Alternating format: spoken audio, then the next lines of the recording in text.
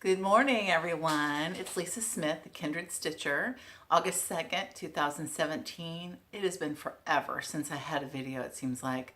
I've been watching you guys, though, and you are doing amazing things. So I thought, well, it's time for me to do a video. The last time we met, I think I was getting ready to go on a vacation. So my youngest two sons and I went to New York for a week in June and July, so the last week of June. We had a great time. We went to, we just were all over the city. Rode the subway and went to the Upper East Side for lunch one day. We rode bikes in the park. We went to a play. We were in Times Square, went down to the Statue of Liberty one day, and I think I've never felt more patriotic in my life than when I was at the Statue of Liberty. I had a moment of reflection as an American that what an amazing country we live in. And then the 9/11 memorial was pretty moving as well. Having my youngest two sons there, my youngest was just 6 months when the 9/11 bombing, when the planes flew into the buildings, when that happened. And, just to tell them the story about that time in history and what happened and where we were as a family and how it felt was really good to kind of tell them from firsthand experience. So it was a great trip. We had a great time. Then I worked for a few weeks, and guess what? I was on vacation again. I take all my vacation in the summer. The rest of the year, not so much. But my mom and my niece and nephew came up last week and stayed with us, and my niece and nephew are 9 and 10. So we went up to Seattle one day and went up to the Space Needle and had lunch there. I've only been at the Space Needle one other time that I can remember as an adult. And this time we went up and had the opportunity to eat lunch up there, which the restaurant rotates. So every hour it does a full rotation, and the views are just out of this world, amazing. You've got mountains, Mount Rainier, Mount Baker, the city, the lakes, the sound, all of it you see in one rotation. So it was pretty awesome. What else? We went to the zoo one day. At the same time I was in Tacoma, I picked up, somebody was selling their mom and their grandmother's cross-stitch supplies, and I bought the patterns. And she said, well, come by and I'll give you the tote. And so she meant like a huge tote. So I picked it up. There was like 425 patterns in there. So I just want you to know, there's like no out of print memorabilia. There was no Lady of the Flag or Touching the Autumn Sky or what's the one with the tiger lily that everyone loves. There were a lot of leaflets. There were like 1 or 2 magazines maybe, but they were all leaflets. And there were some of the more patterns that I had once owned that I no longer own. There were some that I stitched too that were in there. So I'm gonna put them up for, pretty nominal price on Stash and Load. I'll just start listing them. But it was so much fun to look through them. It was definitely a treasure hunt. So that was fun. And what else have I been doing? So this week, I don't have anybody in my house. And I am just getting ready for the fair. I'm going to take Gypsy Queen to the fair. I noticed though, when they framed it, one of the treasure beads on her hair was flipped upside down. So I have to drive back and have them fix that today. And I'm going to enter vintage birds and then also a small that I had done. So it'll be fun. It's the state fair. It's mid-August. I have to take everything up. It's the weekend where the eclipse is supposed to happen. Well, the eclipse will happen. And I'm going to go down to Oregon and stay with my family because they're like right in the heart of the eclipse. So it's a big event. They're having a pool party. It'll be fun. All right. So that's what's been going on with me. So I'm going to look at my paper so I don't miss anything. So when I first tried this video on Monday, and I thought, oh, I don't have any finished objects. I don't really have anything to talk about. Well, I was wrong. So last time I showed you a blackbird design, and it was out of the Easter Parade leaflet, and I made it into a project bag. I told you I was going to do that. So this is so much fun. This fabric is awesome. It really brings out the colors of the pattern, but it's just such a summertime color and a lot of fun. I have a little thing that says sisters on it. My sister stitches with me. And the inside is a complementary fabric. So I think I'm gonna try, I saw, I think Emily C. Yeah, Emily C. was stitching with her mom. They made some project bags. And she mentioned that she doesn't use interfacing, that she uses batting in hers. And I think some other people have done that as well. So I'm gonna give that a try. And so I've got some fabric to make. They won't have cross stitches on the outside, but just regular fabric for project bags. Probably today I'll work on this. But this fabric here, isn't that beautiful? Kind of a gray. This will be the inside. And then I found this one at Joann's, I think. Kind of a fun, like a autumn owlish theme. And then on the inside of that will go this. So these two will go together. It's got, this has a little bit of a hint of orange in it. And then I love this one. So this is a gorgeous red poppy. And this will be the inside of that one. These were from Joann's as well. And then this one's wild. I saw this at the quilt store yesterday, and I'm like, oh yeah, that screams project bag. Isn't that awesome fabric? And then the inside of that will be a complementary. This is kind of a fun fabric. It says winter on it. So they go together really well. You can see the colors together. So that'll keep me busy. I'll be sewing.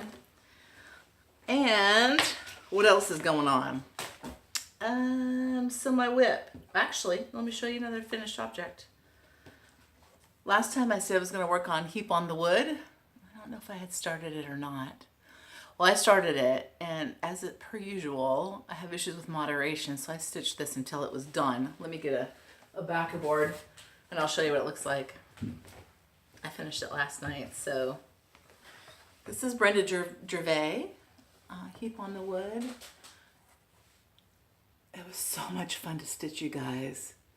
I loved it. This is on the 32, 33 count Strat Haven linen that I got. And so what I'll say is this color is like one of the colors that it calls for in the pattern is Gentle Arts Parchment, which is exactly the same color. So I had to substitute. And I substituted this border. I made it vintage lace. And it doesn't show real well on this. Maybe I'll just take the backing border off and see if it shows a little more true color. But this color here, the vintage lace has a hint of pink in it. And it really picks up the barn door red in the poinsettia here. And then where it said parchment for the white that had to be white, I used just pure white. I used DMC white. So this, so much fun. Heap on the Wood, Brenda Gervais. I did make a mistake. Sorry about that.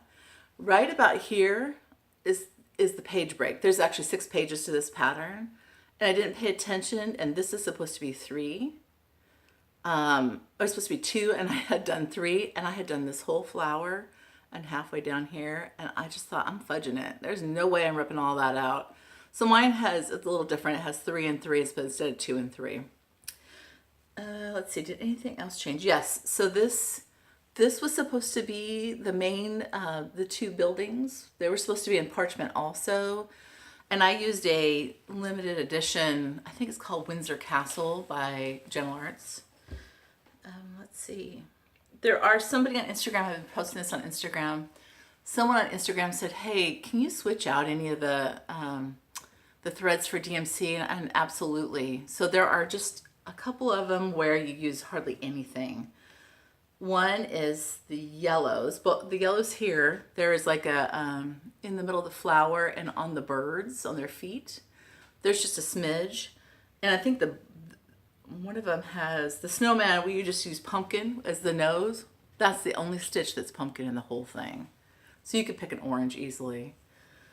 Other than that, I will say that vintage lace that I substituted around the border, this is how much I have left of the skein. So just know that it takes quite a bit of thread, and it doesn't call for any other, like none of the colors in the pattern call for more than 1 skein. So vintage lace, I would probably maybe buy 2. And then Oscar, I think, is the green. That's the on the poinsettia and across the middle of it. That I did get a second skein for as well, because I had to frog some of it. So that's Heap on the Wood. It was a total joy to stitch this. I recommend it for anyone. All right. The other one, I did give Sabrina some love. So here's the deal. Here's Sabrina. Last time you saw her, this, I stitched quite a bit of this down here. This was pretty much, I started stitching her skin a little bit here. I'll get to her. It's not going to be on time. Maybe it'll be Christmas. I think it's just mental, honestly. I think when I thought I had to do this, I really didn't want to work on it. And she's a beautiful pattern, although I'll tell you, if you had a real life mirror to hang out with, my BFF would be Gypsy Queen. We'd probably go to the tattoo parlor, we'd stop at the biker bar, we'd have a good time. Sabrina might be a little prim and you know, proper for me, but she is going to be beautiful when she's done. And I think my niece will really love her. So it's something I just need to get back to. All right, let me look at my plans here. So let me share something with you. I still have on deck, let's talked about this before, Lizzie Kate's Very Scary, and Stony Creek, this Flying Santa on the Gothic fabric. But I've been watching everybody looking at their vintage patterns, and I've gotten rid of a lot of patterns over the years. I used to have more than I have now, which is shameful to say, but I have a book that I have always wanted to stitch a few patterns out of, and I'm going to show you. There are 3 patterns. This is the book, Gifts of Nature by Marie Barber, and I think I've got this from like a book outlet. And here's one of the patterns. It's like a harvest sampler. It's pretty simple. And I plan to do a couple things with this. One, I'm gonna hand dye some fabric. I'm gonna go, right? Y'all have talked me into it. I'm gonna try for like a dark brown color, which means I might have to convert some of these colors to a little bit lighter color, and I might actually do silks. So we'll see. That's one of them. Oh, please, I'll get the other ones. Here's another one. This one is called Harvest Sample. Oh, this one's called Harvest Sampler. I don't know the name of the other one. And this one, I love the kind of at the very bottom, you see a little pastoral scene of people haying. The only thing I don't like on this is the alphabet, the way it's done, but I have plenty of other patterns with alphabets that I can substitute, but I really like that one. And last one. There's other ones in here, but okay, this one's called Apple Orchard. I love this. This is probably my favorite one in the book. People picking apples and harvesting. So this whole book is really about the autumn, you know, harvest time, and maybe just because it's August and a little bit of the dog days of summer, right? Things are dry. I live in an area of the world where it rains a good part of the year, so when it's summertime and it's hot, and it's supposed to be 100 tomorrow, I water only the plants that I don't want to die. The rest of it, the yard, I let it die back. I don't spend my time watering the lawn. It will take just a couple of rains and it'll come back. But this makes me think of autumn. And I'm gonna try and stitch the last 2 on 40 count. I think I've got, it's 40 count platinum, which I think is Swigart. So it's just a nice neutral. I might just start that. I don't know. I just want to start everything. I want to start it all. Okay, so there is that. Now, I did order this. I did it. Life After Death.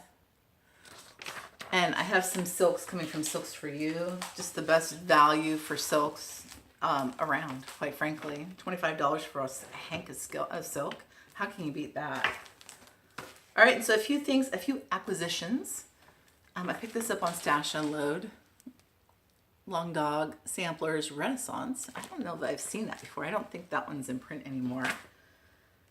Shepherd's Bush Trick or Treat. I might have to do some smalls after starting all these large ones. Village Square Sampler. Samplers Remembered. This one's really cute. A lot of writing on that one. Tracy P, I think, had this one. I saw that and went out and bought it. Black Lace Sampler by Rosewood Manor. A lot of 1/1 black work, but I kind of like that stuff. I picked this one on Stash Unload. I don't have any of the Hawker and Hollow patterns, but I covet all of them, so I'm sure I'll start collecting them. Let's see. Sorry, I'm looking through my piles of stuff here. I've bought a few Prairie Schoolers, but y'all have seen Prairie Schoolers before. All right, so a couple of things. Sorry, I keep looking down because I'm looking at my piece of paper. I really toyed with whether to do the 20 things about me. And I thought, well, I guess I'll do it.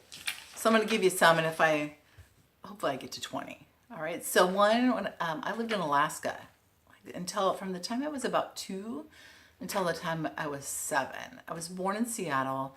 We moved to Alaska. My dad worked in the pipeline, and we lived in Anchorage.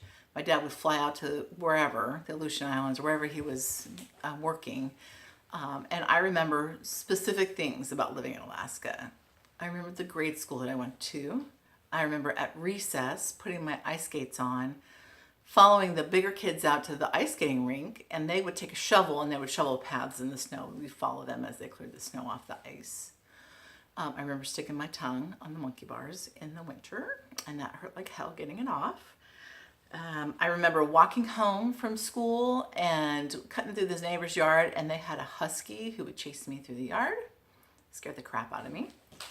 And we had a backyard with cyclone fencing, and a moose went through and just took out the fence on both sides.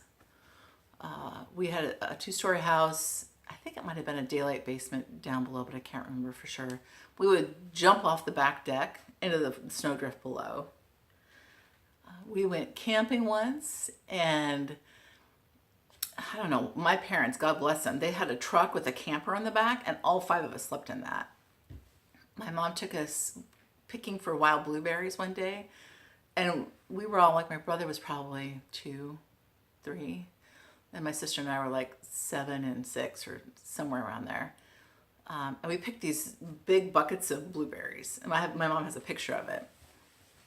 The next day there were bears in the blueberries. So my mom realized, she's like, oh my gosh, I didn't even think about that.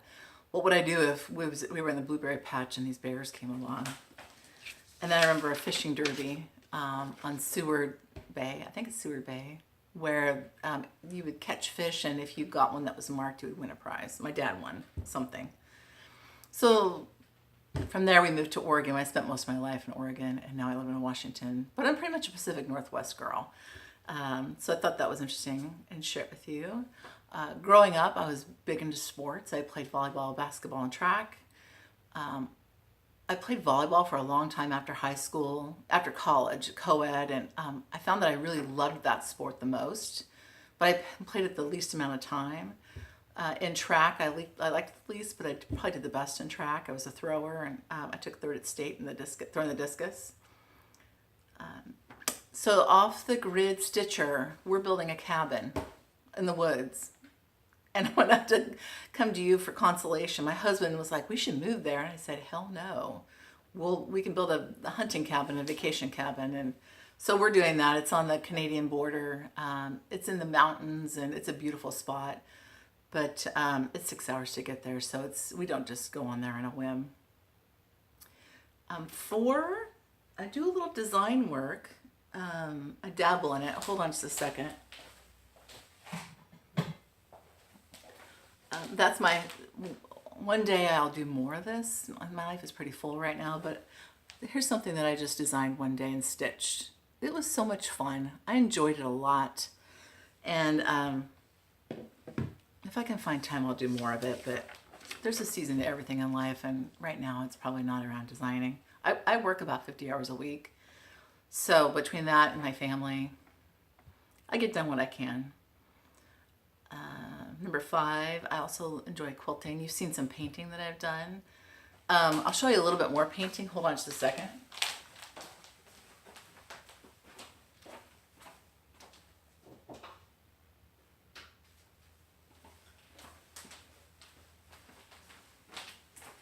Here's a couple of music boxes I did. I did these in the 90s, so they kind of look like 80s.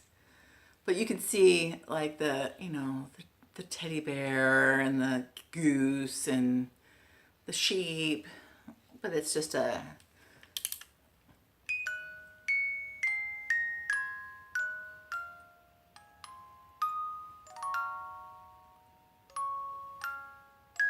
so that's one. This one doesn't work quite right. It's one of the kids broke it, but this is another one. The same thing. It plays the same music, but it's just Santa in the sky over a village at night. But this was fun. So you know what I love is that painting that sort of thing, your kids always remember the homemade stuff that you made, right? And they loved at Christmas time winding that up, listening to the music, looking at the pictures. So I think that's part of what makes me a creative person, is just sharing those memories with my kids and my other family, but especially for your kids. So I also enjoy quilting, and I just like crafty stuff. Number 6, I love roller coasters. I love roller coasters. And if you love roller coasters, like I would fly across the country to meet you to go ride roller coasters. And I have a couple kids who feel the same way. So I have partners in crime. 7, I've lived in over 20 different houses and apartments in my life. I lost track at 20. We moved quite a bit, but so change isn't, like, I don't get attached to houses as much. My husband grew up in the same house. In fact, his mom still lives in the same house he grew up in. But we were much more mobile than that. So I have 4 sons. If you watched my first video, you probably know that. And I wear a necklace with my charms of my 4 sons. And they're super tall. They're 6 foot. My youngest is 6 foot. He's 17. I don't know if he's going to be as tall. My dad was only about 6 feet, and he's about 6 feet. He reminds me of my dad, so he might not be as tall. One son's about 6'3", 6'4". One is about 6'5", and one is 6'8". So we are a walking circus when we go anywhere. Number 9. This is really random. I am not a fan of the colorway of mustard, rust, and kind of that pea green color. And that's really, you think of the 70s, but I remember in the late 80s, that became a thing again. And all of the clothes that were out, because I worked in retail at that point while I was in college, they were in that colorway. And like, I couldn't find anything to wear because that color, when I put that on, I look like I'm about to throw up. So I'll never, like, if there was the best, most beautiful sampler in the world that was made of those colors, I would immediately change it because I can't, I don't like it at all. Number 10, my heritage, I'm mostly Scandinavian, which is maybe why I have Viking children. My mom is half Norwegian, half Danish. Her parents both came over, I think their parents came over from Europe. And my other grandmother, she spoke Swedish. And then my grandfather, she said he was a Heinz 57. But my cousin, who we share the same paternal grandmother, she did the DNA test, and she's mostly English. And so I have a feeling that I'm not as Scandinavian on my father's side of the family as maybe we thought. My maiden name is Pellersels, which we always thought was a German name. But I might have to do some research on that. I'm kind of inspired now. And to go with that, number 11, every year my mom would make lefse. So if you know what lefse is, it's like a tortilla, but it's made with potatoes. And there's a whole process around it. It's a Norwegian dish, and you cook the potatoes, you rice them, you make this like batter and put it on a particular griddle that has a special flipper thing, and my mom bought me it's a board that you roll out it's more like a dough, I guess, to make your lefse, but you cook it, it's real thin, and then you put butter and cinnamon sugar and roll it up, and it's delicious. I love it. It's very much a traditional thing in our family. On the other side, the other Norwegian dish is lutefisk, and it is some sort of fish put in lye. It's preserved in lye. So remember, if you live in an area of the world where you have refrigeration, but you need to preserve food, they would either dry it. It would either be fresh, dried, or either pickled or preserved in a chemical like lye. And it has the worst smell in the universe. If you've ever smelled it, like as soon as you open it up somewhere in the house, everybody can smell it. And I'm not even sure if I tasted it. I just could never get it up to my mouth because it smelled so bad. But my mom would eat it, and my cousin, and so you either love it or you hate it. I hate it. I'm of the mindset that I hate it. All right, so number 12. I have naturally curly hair. So my hair, I have to press it into submission. When you see it straight, it's because I have straightened it.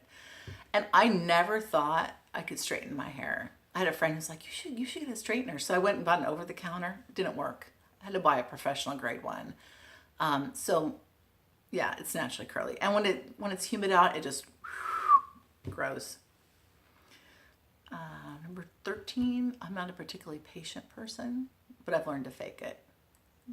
And I've learned to be more patient, for sure. Having kids makes you more patient.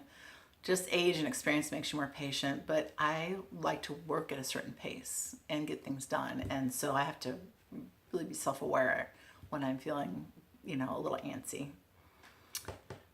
Number 14. So somebody, I can't remember who it was, on one of the videos, I don't remember if it was a know your needle worker tag or what, like a word that represents you. And she said that she was shy is the word for her. And some of her friends might call her like kind.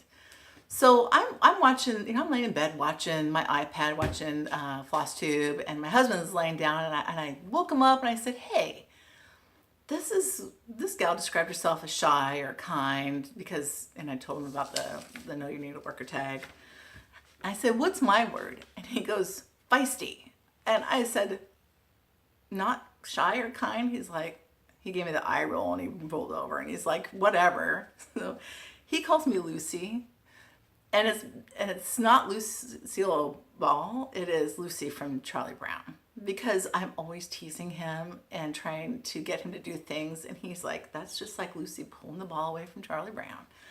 So after 25 years of marriage, you gotta keep it lively. And we laugh all the time. That's I think the secret to our marriage. 15, I guess.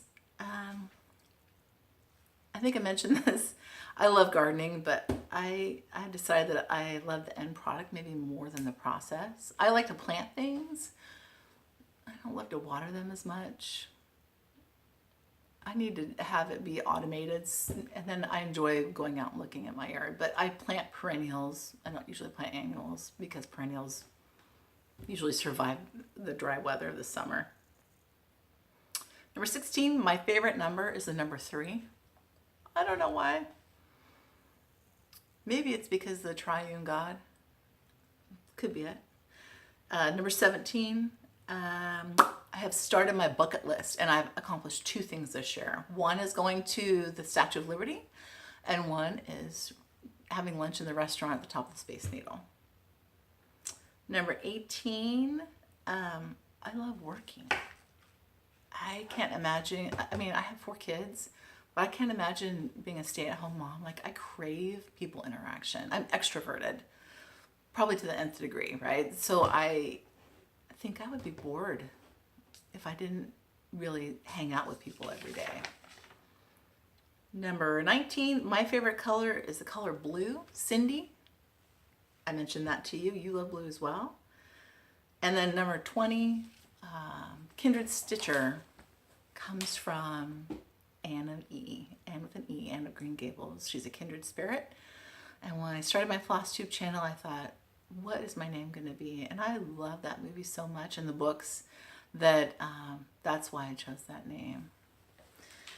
Okay, I think that's enough. I'm looking at my list here and I checked everything off. Oh, one last thing. I think I have 700 and some subscribers, which is a crazy, like, I feel like I just started doing this and I'm overwhelmed with the number of people who send just kind things and say nice things and are so supportive. So I brag about you guys all the time to people around that I interact with who are not stitchers. Okay, so I'm going to do a giveaway. And I have a couple of, I call it stitch and release. I've stitched these, so I'm going to release them. Dun, dun, dun. Y'all know this one, Vintage Birds. I'm taking that one to the fair, I think. Or Heap on the Wood, Brenda Gervais. So if you would like, there'll be 2 giveaways. If you would like Vintage Birds, write Vintage Birds. If you would like Heap on the Wood, write Heap on the Wood. If you would like either, write both. And tell me the strangest place you have stitched. And I'll just leave it to you on that. We'll go ahead and, today is Thursday, today's Wednesday. We'll leave it open for a week. So a week from today, I'll go ahead and find some, we'll go ahead and draw. Please don't write giveaway. I mean, the rules are the same. You have to be 18. Please be a subscriber. Follow me on Instagram. I'm under Kindred Stitcher there too. But I want these to go to stitchers, not to some random person who wants a freebie. That's how I roll. So take care. We'll talk to y'all in a week. Keep on floss tubing and we'll talk to you later. Have a good one. Bye.